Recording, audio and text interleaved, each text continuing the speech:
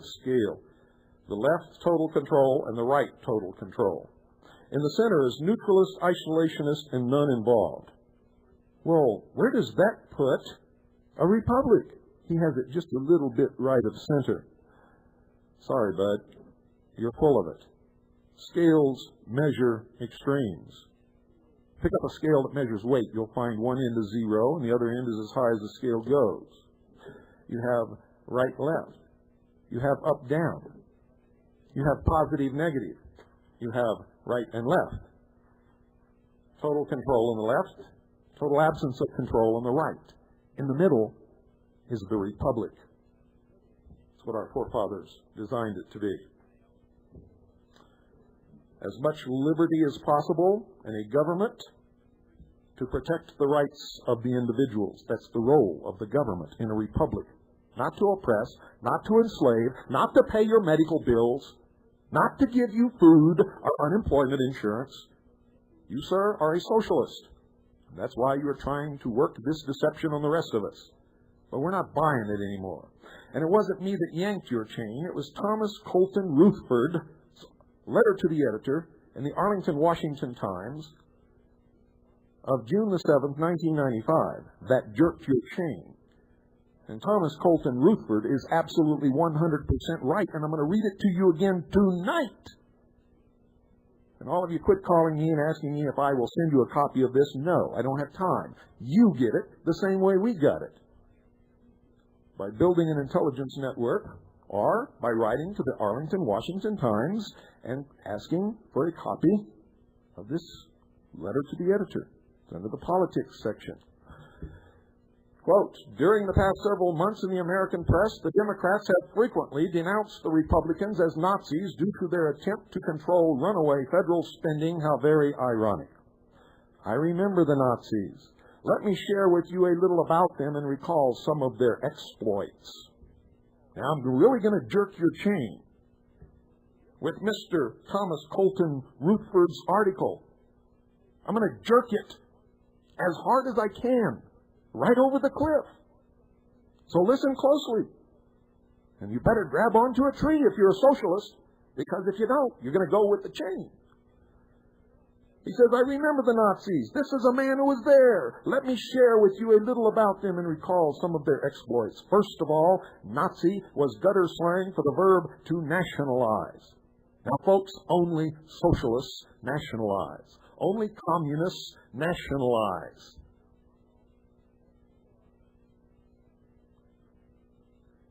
The Baader-Meinhof gang gave themselves this moniker during their early struggles. The official title of the Nazi Party was the National Socialist Workers' Party of Germany.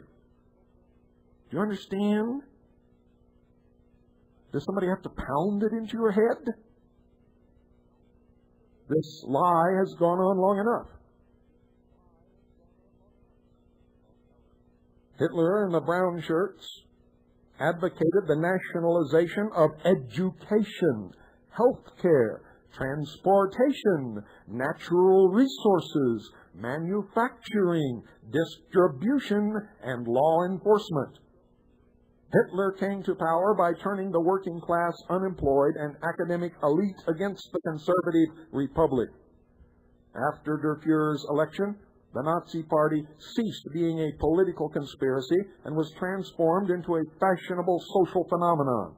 Party membership was especially popular with educators, bureaucrats, and the press, including PBS, which is the biggest voice for socialism besides the Communist News Network in this country.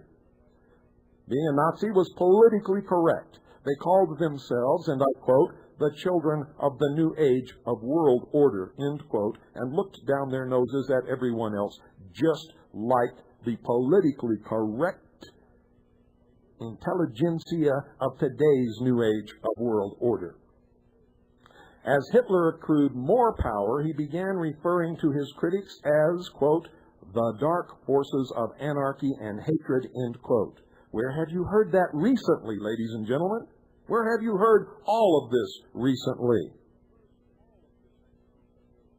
Anyone who questioned Nazi high-handedness in the German press was branded a conservative reactionary. Joseph Goebbels, Minister of Communications, proclaimed, quote, a new world order, end quote. The Nazi reign of terror began with false news reports on the radio and in the newspapers.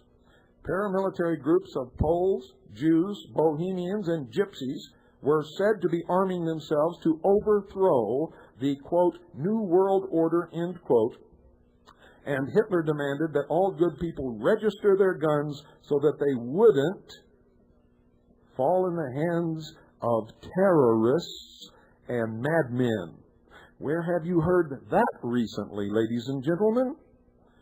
Right-wing fanatics of the old order who protested firearms registration were arrested by the SS and put in jail for fomenting hatred against the government of the German people. Then the Reichstag government building was blown up and Hitler ramrodded an emergency anti-terrorist act through Parliament that gave the Gestapo extraordinary powers and transferred the rights of the people into the hands of the Chancellor Adolf Hitler, and he became a dictator overnight. Exactly what is happening here in this country today. The leader then declared that for the well-being of the German people, all private firearms were to be confiscated by the Gestapo and the Wehrmacht, the federal law enforcement and the military. German citizens who refused to surrender their guns when the jackboots, Gestapo, came calling were murdered in their homes. By the way, the Gestapo was the Federal Marshal Service of the Third Reich. The SWAT team was invented and perfected by the Gestapo to break into the homes of the enemies of the German people, and you can see this in the films of the time. When the Polizei Bewachen, or the local police, refused to take away guns from townsfolk, they themselves were disarmed and dragged out into the street and shot to death by the SA and the SS, the Nazi version of the BATF and the FBI. When several Lutheran ministers spoke out against these atrocities, they were imprisoned and never seen again. The Gestapo began to confiscate and seize the homes, businesses, bank accounts, and personal belongings of wealthy conservative citizens who had prospered in the old republic. Pamphleteers who urged revolt against the Nazis were shot on sight by national law enforcement and the military. Gypsies and Jews were detained and sent to labor camps. Mountain roads throughout Central Europe were closed to prevent escape of fugitives into the wilderness and to prevent movement and concealment of partisan resistance fighters. Public schools rewrote history, and Hitler youth groups taught children to report their parents to their teachers for anti-Nazi remarks, and they are teaching your children to do the same thing today. Such parents disappeared. Pagan animism became the state religion of the Third Reich, and Christians were widely condemned as right-wing fanatics. You'd better take a look around, folks. Millions of books were burned first, and then people. Millions of them burned in huge ovens after they were first gassed to death.